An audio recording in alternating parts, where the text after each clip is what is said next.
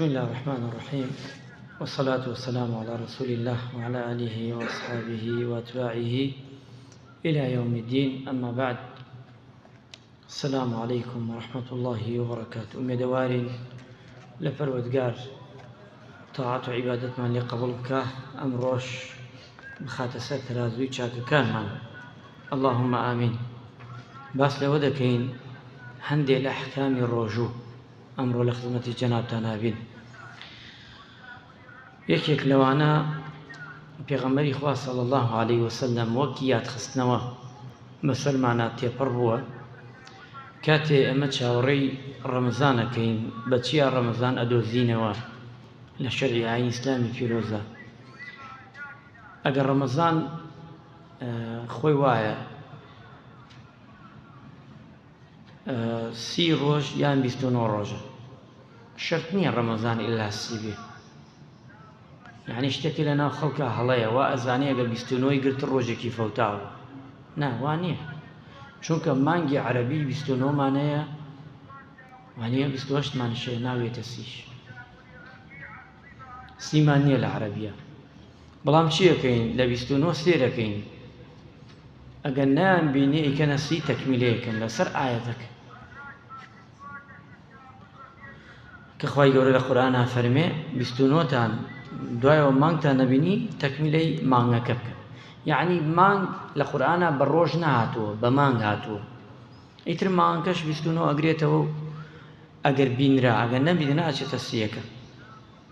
پێغەمبەری خوا صلی الله علیه وسلم بە ڕۆژوگرتن ئەوەمان پێ ئەڵێت کە مانگی ڕەمەزان ئەبێ بە چاو بیبینرێ.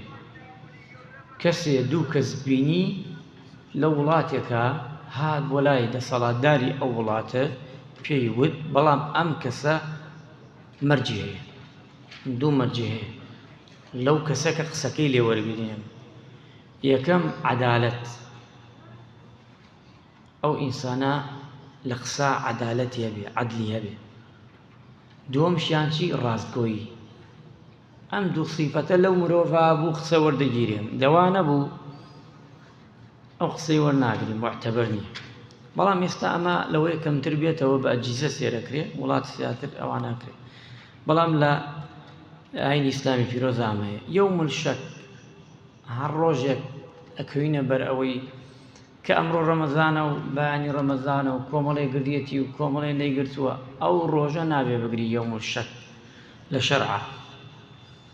ئەبێ بزانێ هەر ڕۆژێک بۆ ڕەمەزان یەکەم ڕۆژ کەوتە گومانەوە، خوا شتی گومانەوی ناوێ. ئێستا تو نیەتێتی نوێژەکەی لە ئەوڵەژی دوورکات سونەتەکەم لە یەکەم ڕکاتاکەوێتە فکر دەڵێ کورە دەبابی کەمە نوێژی عەسر، ئەو نوێژە دروست نییە، نە سونەتەکە دروستە نە ئەوکەش. ئەبێ ئەو بڕیارەی لە پێشاداتە هەر ئەو بڕیارە بێ، نابێ لە ناو بیگۆڕی، چونکە خوا شتیشکی نابێ، یعنی خۆت گومانت هەبێ لە شتێک، ئەمەی نابێ. هەر شتێک ئەڵێ بە سادقانە بیدەی. لا يتقدمن أحدكم رمضان بصوم يوم أو يومين. نابێ ئینسانی ڕۆژ بەلە ڕەمەزان، دوو ڕۆژ بەلە ڕەمەزان بە ڕۆژوو بێ، نابێ.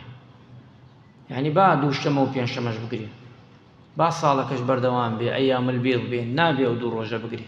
چونکە بڵین ئیمڕۆ کەوتەتە ئەمڕۆ، دووشەمە بەیانی سێشەمە ڕەمەزانە، نابێ ئەو ڕۆژە بگرێ، ئەبێ خۆی ئامادە بکە. ئەمە بۆ کەسانێک کە بۆ نمونە ئەم کەسانە چی بن، ئەمانە یعنی بەس هەموو ساڵێ دووشەم و پێنجشەمان بە ڕۆژوو، سێ ڕۆژی ڕۆژە سپیەکانان بە ڕۆژوو. بەڵام ئەگەر ئینسان ئەمانە بە ڕۆژوو نەبێ، لە 15 ڕۆژ بە لە ڕەمەزانەوە بێ ڕۆژوو نەگرێتر، ئیلا واجب ئەوەی لە ڕەمەزانی پێش و لەسەری ماوە، ئەوە ئیلا ئەوە نەبێ. ئەمە بۆ معلوماتی جەنابتان زۆر جار لەوەیە پرسیار وشت بکرێ. ئەچینە سەر مەرجەکانی ڕۆژوگرتن. کێ لەسەری ڕۆژوو فەرزە؟ یەکەمیان ئەبێ موسڵمان بێ، کافر ڕۆژوی لەسەر نییە. دووەمیان ئەبێ بگێت حەدی تەکلیف. حەدی تەکلیف یعنی بتوانێ ئەو داواکاریە جێبەجێ بکە، تەمەنی یعنی بەرزۆ بێت. سێمیان عاقڵ بێ، ژیر، یعنی دوو لە ڕوو جەنابتان شێت و هەیە نەخۆشی سەرعی هەیە و ئەم شتانە ئەوە ئەگۆڕێ نابێ لەسەری. چوارەمیان باڵغ، منداڵ زۆر لەسەری نییە بەڵام فێر بکرێ باشە، بەڵام باڵغ بوو چی کوڕ چی کچ ئیتر واجبە لەسەری. خاڵی پێنجەم لەش ساغی بە ئەمانە گشتی تەواو بێ، موسڵمانە، بەڵێ گەورەیە، بەڵێ عاقڵە، بەڵێ باڵێغە، بەڵام لەشی سا تەواو نییە، ناتوانێت ڕۆژوو بگرێ، ئەوە بە ڕۆژوو نابێت. ئەوە کان گشتی. بەڵام نەخۆشیەکە لە ئەسڵا نەخۆشی بێ، نەک خۆمان دروستکەین، نەک لە خوامان بێ، ئەمە نە، ئەمە جیاواز. نەخۆشیە، ئەم نەخۆشیە گەر ئەم مرۆڤە بیگرێ زەرەری لێدا، خوا دوورمان کاتەوە، شەکەرەیە، چەوریە، یعنی هەندێک شت پێویستی بە ئاو خواردن و خواردنەوەیە.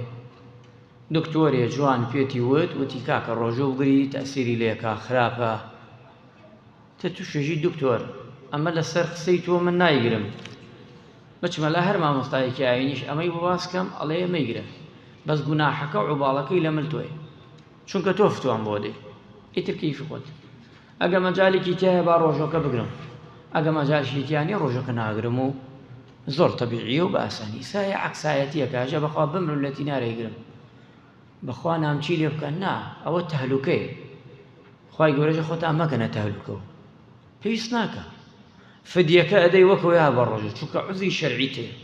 خاڵێکی تر عوزری شەرعی بە تایبەتی بۆ ئافرەتان لە عادایە لەوانەی حاڵەتی ئافرەت بە ڕۆژوو نابن، یان شیرەدەن یان دووگیانن، ئەمانە حکمی خۆی هەیە، ئەمە عوزری شەرعی. یا موسافرە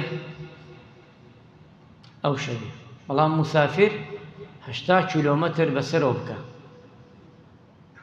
نەک مسافر منیسە بچمە 12 مان بێژم مسافرم، نا، ئەمە مسافر نییە.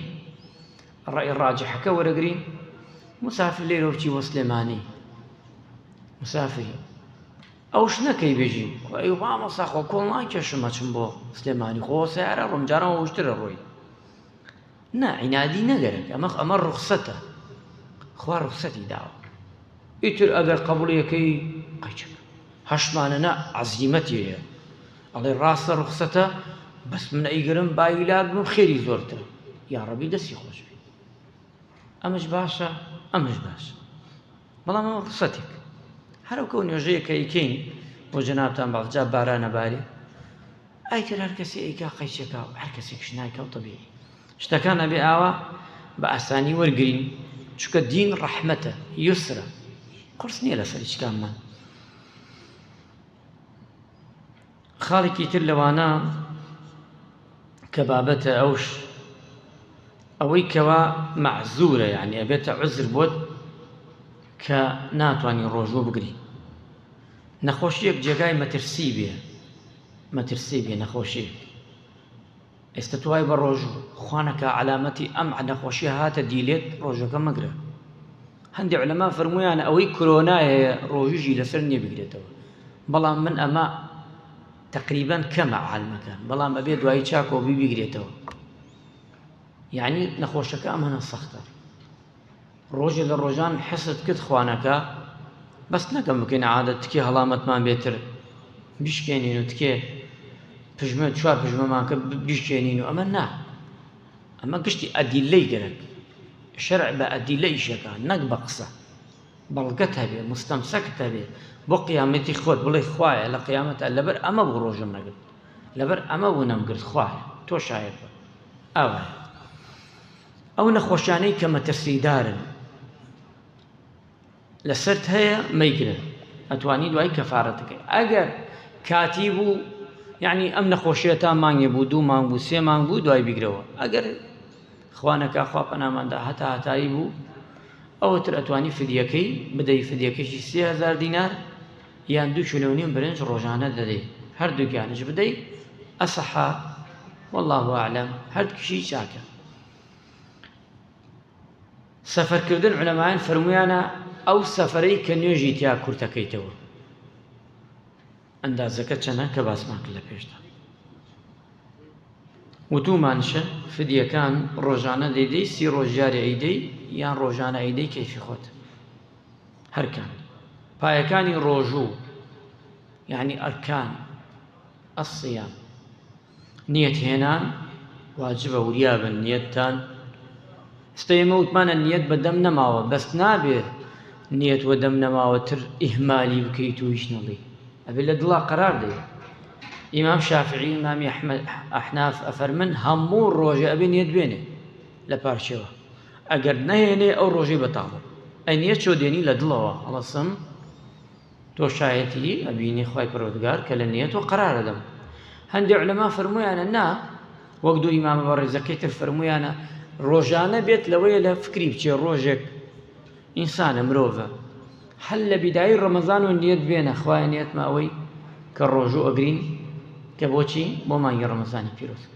نیەت ئینەمە الأعمال بالنیات زۆر قەڵسش نەبین یعنی شتێک وترا مەڕۆ بین ئیمام شافعی لا ئیمام شافعی نیەت بەدەمە مەلا قەدیمەکانیش وتیانە لا علەمایانی تر وتیانە نیەت بەدڵە هەردی زۆر سادە وەرگری هەردیشی قسەکانی ئەگە بشتە بنچینەی ئەم عالمە بەڕێزانە زۆر وردە کار بوونە بۆیە وا قسەیان کردووە حەسیان کردووە بەرامبەر بەخوا مەسوولن کاتێ شافعی ئەفەرمێن نیەت بەدەمە ئەزانن بەڵگەی چییە ئەڵێ لە حەجە ئەگەر بەدەم نەیەژی نیەتمە حەج بۆ تۆ ئەکەم ئەو حەجەت قبوڵ نییە ئێژێ مەدام لە حەجا ئەڵێی ئەبێ ڕۆژەکەش هەر وەک حەجە هیچ فەرقی نییە ئەم قیاستی کردووە ئەم عولەما بەڕێزەکانی تر پیاوە بەڕێزان ئەبێ زۆر ڕێز لە عالمەکانمان بگرین ئێمە چونکە ئێمە بەمانەوە گەورە دەبین ئەنا ئەوان نەبن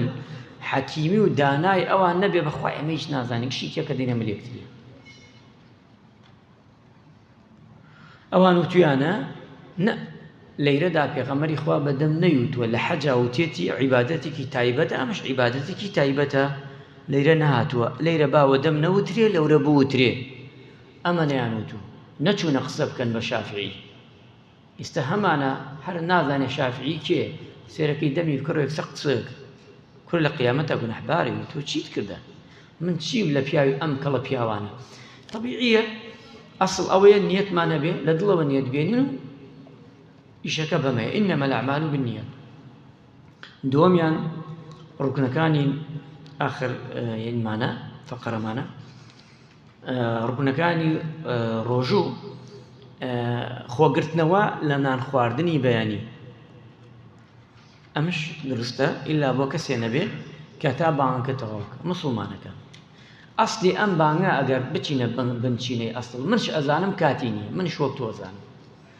بەڵام بە قورئان دەستی لێ بدەین ڕێک و ناکرێ هیچ کەسمان ناتوانێت ڕێکی خاتەوە ئامان و سەد ئامان با ئیشیە نەکەین سەر لە خۆمان و مسڵمانان شتێکی ئەمە چەند ساڵە لەسەر ئەم تەقویمە چووین تەقویم دانراوە ئیجماعی هەموو خەڵکی لەسەرە لە زانا و دانا و ئومەتی ئیسلام و پێغەمبەریان ئەفەرمی حەدیثێکیە ئەفەرمی ئومەتەکەم قەت کۆ نابێتەوە لەسەر زەڵالەت گومڕایی هەر شتێ ئومەتەکەم متتەفیق بوون لە گەورە حەتا بچووک ئیلا ئەویشە خێری تایە قەت ئومەت کۆ نابێتەوە لە شتێکات کە چی بێ گومڕایی بێ ئێمەی سەگەر بێژین کورە مسڵمانەکان پێش دەخە دوای نان بخۆ بەخوا ئەوەکەی کاتە دەدەخ بەخوا ئەوە کاتێ ئەو کاتە فعالی نامێنێ ئەو بانگە هیچ ڕەسیدی نامێنێ وای لێ دێ ئیتر هەرکێ بۆ خۆمان بانگێ بۆ خۆمان دانی نە ئەو تەقویمەدا نراوە بەڵێ لەسەری بچین هەموو لایە سەر تۆ تەماشاکە لە هەموو دنیایە هەموو دنیا تەماشای ڕاستە ئەسڵ ئەوەیە دوو بانگ بێ بانگێکی ئاگادارکردنەوە بانگیشی قامەت بەڵام تلای ئێمە هەر وایە بانگێکە یەکێکی لانراوە سەر وەڵتانی ترێ بەڵام قەزدم ئەوەیە ئیتر ئێمە ئەوەی کە دانراوە لەسەری ڕووین خۆ زەرر ناکەین ئەگەر نیو سەعات بەلەوە دەم بگرینەوە ئەوەی نەمان کردە سونەتێکە خۆ واجبێ نییە بەس تووچی زەمانێک هەیە کاتێ دوای بانگ نان ئەخۆی کە فەجر هەڵنەهاتووە خۆ ئەگەر هەڵهاتە بێ ڕۆژەکەت قەبوڵ نییە کامیان خەتەرتر خۆ ئێمەگە نیو سەعات پێشی بانگەکە نیو سەعات بە لە کاتی خۆیشی بێ زەرمان نەکردووە بەڵام دووەمیان خەتەرە چونکە پێغەمبەری خوا فەرمێ کۆمەڵێ دێن لە قیامەت بە حەساب ڕۆژویان گوتو لە یەکێ دەنەوە ڕۆژوو دەرناچێت چونکە پەلەیان کردو لە پێش و پاش پەلەیان کردو ئەمە بۆ ئاگادارکردنەوەی معلومی جەنابتان بۆی بەرچاوڕوون بین ئەم بابەتانە زۆر بەدڵێکی فراوان وەرگرت تۆ بچۆ بابەتە فقهەکان بخوێنەوە مێشکت زۆر فراوانە بێ بڕواتانە بێ هەر کەسێ بابەتی شەرعی فقهی نەخوێنێ خلافی ئەم ئیمامە بەڕێزانە نەخوێنێ جقڵدانی زۆر تونە تەحملیش ناکە پێغەمبەر وای گوت نازانێ لە پاڵ ئەم حەدیسە دە حەدیس ترێ نازانێ لە پاڵ ئەم قسەیە دە قسەی ترێ چونکە بۆ ئەو هەر ئەو بڕۆ لەسەر ئەو حەدیسە لە ئەنتەرنێت لێیدا حەزێکەی بەحسێک واد لێ دێ تااقەتت نییە خۆت بیخوێنیتەوە ئەممەە شت دێنێ ئەممەە شت دێت سە من ئەم بابەتانە ئەگەر دانشم بە تەفاسیل باسی کەم ئەوەی ئەمان بینێ تااقەتی نییە گوێ لە من بگرێ ئەممەە قسە و قسەڵۆکی لەسرە ئەممەە وردیان کردەتەوە ئیمامەکان بە چوکترین شت حەسابیان پێکردەوە بۆ چوکترین شت ها لە دەستنوێژە ئیمامی ئەحناف ئەژێ دەستنوێژ بدەی لە بۆ نمونەی هێنمەوە تەواوێکن ئینشاڵڵا دەست بدەی لە خێزان دەستنوێژ ناشکێ لای ئەمە زۆر شتێکی سادەیە کاکە ناشکێ کاکەشکێ بەس ئەوان زانن چیاوتە حەدیسەکە دێنێتەوە ئەفەرمێ پێغەمبەری خوا سەڵ شەو نوێژی کردووە قاچی دایکە عایشەی لاداوە غورفەکە تەسک بووە وەچی شوێن نەبووە نوێژکە هەر لەو شوێنە نوێژی کردە پێغەمبەر سەری موبارێکی بردووەتە سوژدە قاچی خێزانی لێو بۆ لای داوە سەقفەکەش نزم بووە ئەڵێ قاچی لاداوە و سەری برێ سوژدە ئەمە بەڵگەی ئەو کەسانەیە کە ئەڵێن چی ئەڵێن کەواتە دەستی داوە لە گیانی خێزانی دەستنوێ ناشکە ئیمام شافعی چێنێ وردکار بووە سێریکەن ئەژێ کێنێ ئێژێ دەستی داوە لە گیانی خێزانی بە کراسەکەی ونەبێ سێ چەنێ وردکارە کێنێ ئێژێ بە کراسەکەەوە نەبێ ئەم ئیمامە بەڕێزانە کاتێ سێ فتواکانیەکەی ئەبێ ڕاوەستی لە قسەکانیان چەنێ بۆ خوا وتویانە چەنێ بۆ خوا سوڵحاو نەمانە ئەبێ ئەو قسانە کە دەیکەن ئیمام شافعی فەرمی ئەگەر ئەو حەدیسەم بدیایە هەتا لە ژیانیا بۆ ئەو حەدیسەی نەبینیوە ئەگە ئەو حەدیسەم بدیایە ئەو فتوایم نادا